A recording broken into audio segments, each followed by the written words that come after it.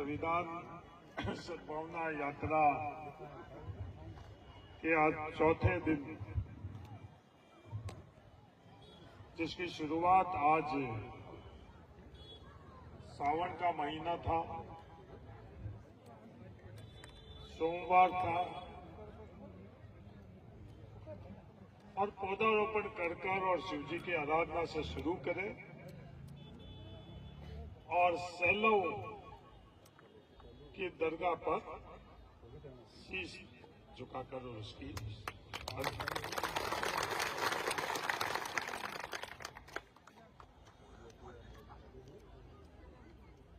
संविधान सद्भावना पदयात्रा नाम में पूरा जो मकसद है इस यात्रा का, वो आप सब लोगों को पता है।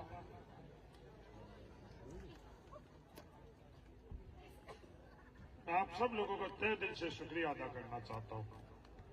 स्थान के तमाम लोगों को जाति, बिरादरी, धर्म से ऊपर उठकर जिन लोगों ने कोशिश करी कि आपस में अपन लोगों को तोड़ने का, आपने जवाब दिया आपस के अंदर जोड़कर। जिन लोगों ने प्रयास किया नफरत फैलाने के, आप लोगों ने जवाब दिया मोहब्बत, इन रेगिस्तानी दौरों के अंदर मोहब्बत फैलाकर। इसलिए आप सभी को बहुत बहुत शुक्रिया अदा करना चाहता हूं, धन्यवाद।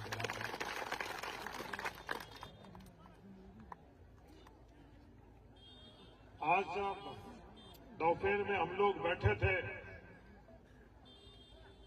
तो दुनिया भर में अपने यहाँ के लोक कलाकारों ने अपनी धाक जमाई हुई है। उनके गाने दुनिया भर के अंदर मशहूर है। तो उन्होंने बात की शुरुआत करी नाम लेकर ठड़के की। मैंने उनसे ये गुजारिश करी है, ये जो राहुल गांधी की लड़ाई है, इस लड़ाई को समझो। राहुल गांधी जी की लड़ाई कि ठरका किसका? लोगों का। तो आज से अपने यहां जो नाम लेकर ठरके की बात होती है, वो ऐसे पदयात्रा के अंदर वो बदल चुकी है। वो बदलने वाला जगह और कोई नहीं है, वो अपनी खुद की शरत की है कि इस देश के अंदर लड़ाई किस बात की। ये पिछले दिनों के अंदर बच्चे जो आंदोलन कर रहे थे, वो आंदोलन था क्या? मेरी गुजारिश है कि उसको आप समझो। वो एक सामान्य से साधारण सी बात कर रहे थे बच्चे, जो नौजवान विद्यार्थी थे, नौजवान लोग थे। वो एक साधारण से सवाल प्रधानमंत्री के सामने कर रहे थे कि प्रधानमंत्री जी, इस भारत ने आपको प्रधानमंत्री बनाया, आप से जुड़े हुए जो अंधभक्त हैं वो आपको भगवान बना रहे हैं, आपसे जुड़े हुए लोग राजा बना रहे हैं। फिर हम लोगों का सवाल, इस देश के नौजवानों का सवाल है कि जो देश ने आपको प्रधानमंत्री बनाया संविधान के अंतर्गत, तो प्रधानमंत्री रहते हुए हम लोगों के लिए शिक्षा तालीम के लिए आप क्या कर रहे हैं, ये हम लोगों का सवाल है। प्रधानमंत्री रहते हुए रोजगार के लिए आप क्या कर रहे हैं? सवाल तो साधारण से थे, दो साधारण सवाल थे, और जो अपने आप में बड़े हवा में उठ रहे थे वो युवाओं ने, छात्रों ने, उन्होंने कहा कि हम नीचे आकर जो देश की संविधान ने प्रधानमंत्री बनाया है, तो प्रधानमंत्री के तौर के ऊपर आपने क्या किया? ये सवाल हमारा, आपको देश को जवाब देना पड़ेगा कि आपने शिक्षा के अंदर क्या किया, आपने रोजगार के संदर्भ में क्या किया। पर उन लोगों के पास जवाब नहीं था। जवाब नहीं था तो तमाम हथकंडे उन्होंने लगाए। जो अपने बॉर्डर के ऊपर राष्ट्रीय सुरक्षा के नाम पर जो कर रहे हैं, वो जंतर मंतर के ऊपर भी लगाया। नासा राष्ट्रीय सुरक्षा अधिनियम के तहत उन बच्चों को रोके कैसे? तो देश के तमाम विद्यार्थी और नौजवान जब एकजुट हुए तो लगाने वाले वो ताकतें कहीं और नहीं, अपने घरों में चले। संसद चल रहा था, उमेदा राम जी बेनीवाल और ये तमाम सांसद इंतजार कर रहे थे। इन लोगों ने क्या बात करी? जो संविधान के मार्फत से एक साधारण सी प्रक्रिया है, विपक्ष के नेता विपक्ष सवाल करती है और उस प्रक्रिया के तहत स्टेटमेंट जो नियमों में है उसका सवाल का उत्तर सरकार देती है और उत्तर देने की प्रक्रिया में वो उत्तर तमाम संसद के सदस्यों के अंदर बढ़ता है, फिर उसके बाद बात आगे बढ़ती है। क्या इस संसद के अंदर ये प्रक्रिया पहली दफे मांगी गई? नहीं, सैकड़ों दफे स्टेटमेंट की प्रक्रिया संसद के अंदर दिल्ली में होगी। तो राहुल गांधी जी ने एक साधारण सा सवाल से साधारण सी प्रक्रिया के मार्फत से उत्तर मांगा कि ये दिल्ली के अंदर अमित शाह जी जो आपने पैलेट गन के मार्फत से जो कटीले दंडों के मार्फत से आपने इन बच्चों को रौंदा और कुचला, क्या वो आदेश आपने दिए? सिर्फ साधारण सा सवाल था, पर उसका उत्तर उमेदा राम जी को मिला नहीं। इधर उधर की बातें बहुत हुई। संविधान के अंतर्गत जो अधिकार है देश का, उस संविधान के अंतर्गत जो अधिकार इस देश को नहीं मिला, देश जो सवाल पूछ रहा था, जिस नियम से सवाल पूछ रहा था, उन नियम को रौंदा गया, संविधान को रौंदा गया, उस प्रक्रिया को रौंदा गया, उस संसद को रौंदा गया। ये बात महत्वपूर्ण है अपने को समझने की।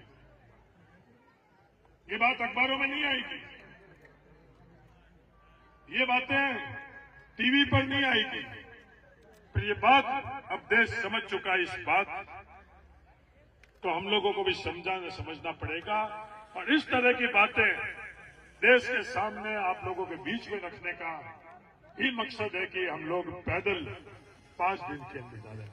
हरीश चौधरी मायने नहीं रखता है, उमेदा राम जी बेनीवाल मायने नहीं रखते हैं, फतेह खां गफूर अहमद मायने नहीं रखते हैं, लक्ष्मण चौधरी और पद्मानाभ मायने नहीं रखते। मायने क्या रखते हैं? देश के अवाम के 140 जनता मायने रखते हैं। ये सोच है राहुल गांधी की, ये सोच कांग्रेस की। ये देश किसका? ये देश सबका। इस देश में सबकी हिस्सेदारी और भागीदारी रही। संविधान के अंतर्गत जिसका अधिकार है वो। पर आज देश के अंदर शिक्षा के क्या हालात बन गई है, उसका कारण क्या? जो पैसा ताकत देश, मैंने 2 दिन पहले, कल मैंने किसी पत्रकार, मेरा मित्र आए हुए थे बाड़मेर से, मैंने उनको साधारण से सवाल किया कि आपको जिस सवाल का जवाब ढूंढकर आप बताना, वो 24 घंटे से ज्यादा हो गया, वो सवाल का जवाब मुझे नहीं मिला। कि जो बाड़मेर के अंदर तेल कंपनी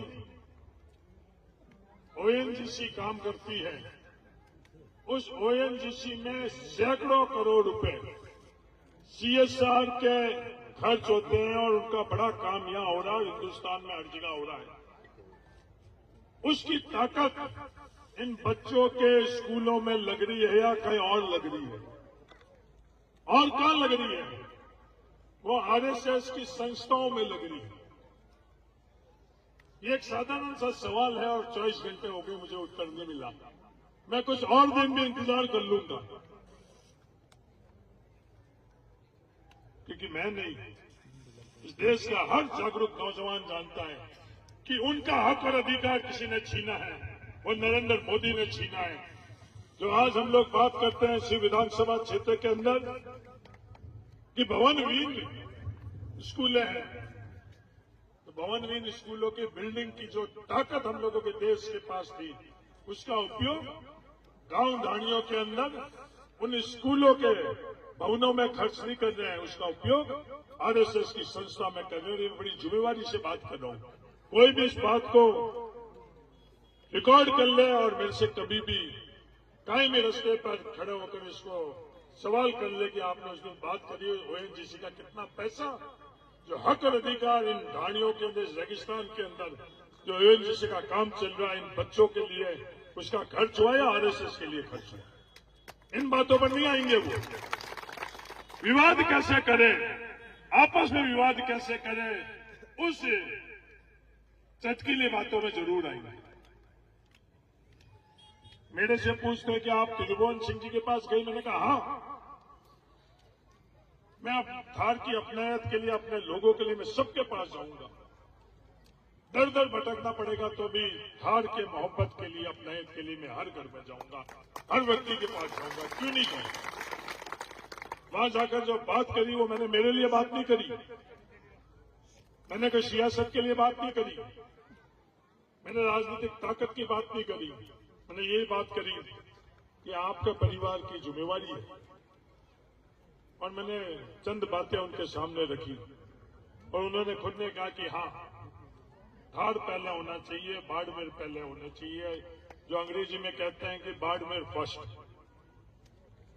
अगर ये गुनाह मैंने किया तो ये गुनाह मैं बार बार करूंगा, हर रोज करूंगा।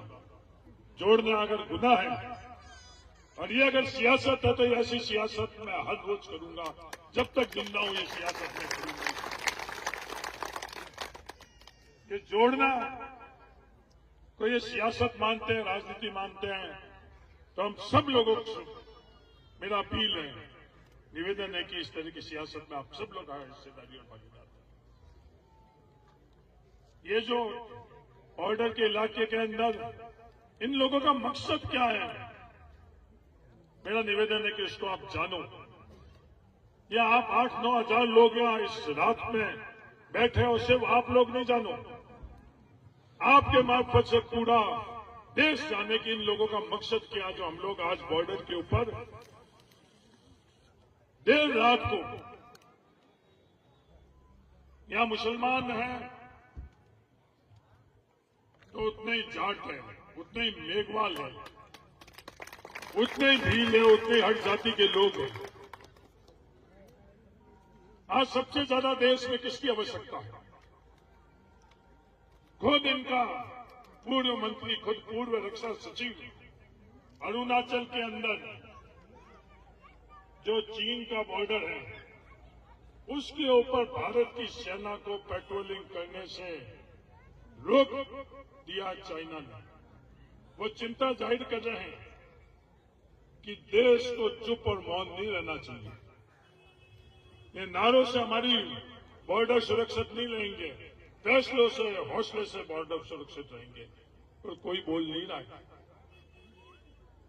और आज उस बॉर्डर के ऊपर, हमारी धरती के ऊपर हमारे सैनिक पेट्रोलिंग नहीं कर पा रहे, और जो जिम्मेवारी उनकी थी वो निभा नहीं रहे हैं। पर ये सबसे सुरक्षित बॉर्डर है, इस पर विवाद करने से उनको क्या हासिल होगा? आज देश पूछते हैं कि ये राष्ट्रीय सुरक्षा का मामला है। ये राष्ट्रीय सुरक्षा का मामला नहीं है, ये आपस के अंदर भाई को भाई के सामने खड़ा कर वोट लेने का मामला, इसके अलावा और कुछ मामला नहीं। उसका जवाब हमारे परिवार से, सदियों से हमारे परिवार के सदस्य मुसलमानों ने दिया। सहन कर आंखों में आंसू आए तो आंसू, जैन में अगर दुख हुआ तो दुख, पर कहीं भी किसी और के प्रति नफरत नहीं फैले। इतिहास लिखा जाएगा, ये बॉर्डर पर रहने वाले हमारे परिवार के मुस्लिम भाइयों का स्वर्णिम अक्षर के अंदर इतिहास लिखा जाएगा। मैं ये आप सब लोगों को आज कहना चाहता हूं, तकलीफ सहन कर ली, अपने मस्जिद, मदरसे, अपनी दुकानें जो उनको तोड़ना थी वो तोड़ते गई, पर उन्होंने अपनापन के अंदर कहीं भी किसी की शिकायत तक नहीं करी, किसी से कोई गिला और शिकवा नहीं रखा। दुनिया के अंदर ऐसा कोई उदाहरण हुई तो बता दें, दुनिया में कभी कोई ऐसा उदाहरण कहीं भी हुआ हो कि इतना किसी ने सहन किया है? ये सहन अगर किसी ने किया है तो ये भारत का संविधान है, जिसके ऊपर आप लोगों ने विश्वास रखा, इस भारत पर विश्वास रखा और भारत के लोगों के पर आपने विश्वास रखा है। मैं आपको विश्वास दिलाना चाहता हूं, जो आपके पूर्वजों ने विश्वास रखा है वो आज भी भारत का संविधान आपके साथ में है, भारत के लोग आपके साथ में। चंद लोग जो ये करना चाहते हैं, ये भारत नहीं है, देश आप लोगों के साथ में है। हम सब मिलकर एकजुट होकर जो नफरत फैलाना चाहते हैं उसका जवाब हम लोग मोहब्बत से देंगे। बातें बहुत हैं, जहन में भी मेरी बहुत बातें हैं, क्योंकि देश में जो हालात बना हुए हैं इसमें सवालों की गिनती भी नहीं है। जो लाखों करोड़ रुपए जेजेएम में लगाए हुए जेजेएम स्कीम फेल क्यों हुई? ये स्कीम फेल हो चुकी। बॉर्डर के ऊपर अपन लोगों को जो बीआरजीएफ के मार्फत से काम मिलता था वो बंद क्यों हुआ? बीएडीपी के मार्फत से बॉर्डर के ऊपर अपने काम हुए तो होते थे, वो बंद क्यों हुए? नरेगा के मार्फत से अपने लाखों टाके और हजारों किलोमीटर सड़कें जो अपन लोगों के लिए मिलती थी वो बंद क्यों हुई? एक स्कूल अगर खोली हुई तो बताऊं, एक अस्पताल खोला हुई तो बताऊं। बाड़मेर जिले में एक स्कूल खोलने के लिए इनके पास समय नहीं है, एक अस्पताल खोलने के लिए इनके पास समय नहीं है। समय किसके लिए है वो आप सब लोगों को पता है। तो वो बातें कभी और करेंगे।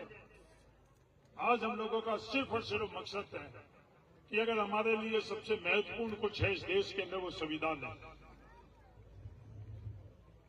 हमारे लिए अगर सबसे महत्वपूर्ण है तो संविधान के मार्फत से हम लोगों की सद्भावना है, और हम लोगों के पास और कोई जरिया नहीं मिला। जहां भी जैसे भी हम लोगों को बोलना था वहां हर जगह आप लोगों की आवाज उठाई। संसद के अंदर उमेदवाराम बेनीवाल को भेजा तो उमेदवाराम बेनीवाल ने संसद में वो जवाब आवाज उठाई। दिल्ली में जहां भी आवाज उठानी थी हम सब लोगों ने वो आवाज उठाई। फिर अंत के अंदर आज जो हालात बने हुए हैं इस मुल्क के, हमारे पास और कोई जरिया नहीं है लोगों के बीच में जाकर। और मैं आज आवाम को ऐलान करना चाहता हूं, अगर आप लोग आपस की जो छोटी मोटी बातें हैं, अगर हरीश चौधरी को एमएलए बनना है, हरीश चौधरी को मंत्री बनना है, हरीश चौधरी को एमपी बनना है, तो ये आज के समय के अंदर ये मायने नहीं रखता। आज हम लोगों की छोटी मोटी जो भी बातें हैं, अगर आज हमने अपनी छोटी मोटी बातों को दरकरार नहीं किया, जाजम के नीचे नहीं डाला, तो इतिहास हम लोगों का माफ नहीं करेगा। क्योंकि ये लड़ाई कैसी है, ये लड़ाई हम लोगों को समझने की जरूरत है। ये लड़ाई इस मुल्क को बचाने की है, ये लड़ाई संविधान को बचाने के लिए है। इस लड़ाई के अंदर जो कुछ भी अपने आप से बन पाए, मेरा आप सब लोगों के मार्फत से गुजारिश है, जितना भी खुद से बन पाए उस लड़ाई के लिए। वरना इस मुल्क के अंदर जो हो रहे हैं, जिस दिशा में हो रहे हैं, जिस रफ्तार से हो रहा है, तो आने वाले वक्त के अंदर इस मुल्क के हालात क्या होंगे, अगर कोई गंभीरता से इसके बारे में सोचे। कोई फर्क नहीं पड़ेगा अगर फतेह खान आज उसके घर पर बोल जाओ, अगर विधायक बने या नहीं बने कोई मायने नहीं रखता। तो अपनी जो लड़ाई है वो लड़ाई, अगर ये मुल्क रहेगा, ये संविधान रहेगा, तो ये लड़ाई अपन लड़ने जैसे रहेगी। कोई फर्क नहीं पड़ता हरीश चौधरी चुनाव लड़े या नहीं लड़े, विधायक और एमपी बने या नहीं बने, पर ये मुल्क रहना चाहिए। ये बात आप से मैं गुजारिश करना चाहता हूं, इस बात को आप समझो। अगर ये बात हम लोग आज नहीं समझ पाएंगे तो आने वाला समय में डरा नहीं रहा हूं, मैं किसी और के आरोप नहीं लगा रहा हूं, मैं सिर्फ गुजारिश करना चाह रहा हूं कि आप हकीकत को समझो। अगर आप हकीकत को समझोगे तो फतेह खान, उमेदवाराम जी बेनीवाल, गफूर अहमद, पद्माराम बहुत पीछे रह जाएंगे इस लड़ाई के अंदर। जैसे जंतर मंतर के अंदर युवाओं ने लड़ाई लड़ी, कोई बहाना नहीं बनेगा। दिल्ली का वो जो इरफान था उसने ये बहाना नहीं बनाया कि मालिक ने मुझे छत नहीं दी थी। कुछ नौजवान के पास छत नहीं थी, कुछ नौजवान के पास तालीम नहीं थी, वो मजदूरी भी करता, अपना घर चलाने के लिए वो दिहाड़ी मजदूरी कर पर उसने बहाना नहीं बनाया। जब उसको ये महसूस हुआ कि मेरी आवश्यकता है इस मुल्क के लिए, तो उसने जितना खुद से बन पाया, उसने कभी ये नहीं मानना कराया कि मैं एक दिन अगर मेरी दिहाड़ी मजदूरी नहीं करूंगा तो मेरे घर के अंदर रोटी कैसे बनेगी। उसकी घर की हालात पूरे देश और दुनिया ने देखी। अगर वो इरफान कर सकता है तो मेरे तो भरोसा मेरे धार के परिवार पर किया हर घर के अंदर इरफान है। मजबूती से ये लड़ाई लड़ेंगे और किसके नेतृत्व में? आप लोगों के नेतृत्व में कंधे से कंधे हम लोग मिलाएंगे। ये लक्ष्मण गोदारा सिर्फ जिलाध्यक्ष के नाते इस पदयात्रा का नेतृत्व नहीं कर रहा है। पदयात्रा का नेतृत्व इस धार का हर नागरिक कर रहा है। ये मेरा आप सब लोगों से गुजारिश है, आओ कल इस मोहब्बत की दुकान को इतनी मजबूती से इसको खुशबू को फैलाई कि दुनिया देखे। और नेतृत्व कौन करेगा? धार का हर व्यक्ति करेगा। और किसके लिए? हम लोगों के ठड़के के लिए नहीं, लोगों का ठड़का। आज लोगों का ठड़का नहीं है। आज इस देश के अंदर लोकतंत्र की व्यवस्था नहीं है। इस देश में राजशाही है। नरेंद्र मोदी लोगों का प्रतिनिधित्व नहीं कर रहा है। नरेंद्र मोदी अपने आप को भगवान मान रहा है। तो इस व्यवस्था को बदलकर जो उनकी महिमा मंडल हो रही है, उसके जगह लोगों के ठड़के के लिए आप सब लोग उन्हें जो बड़ी तादाद के अंदर आप लोग आए, मैं आप सब लोगों को शुक्रिया अदा करना चाहता हूं। इसके अलावा मेरे पास और कोई शब्द नहीं है। धन्यवाद। जय हिंद। राम राम। ये वो राम नहीं है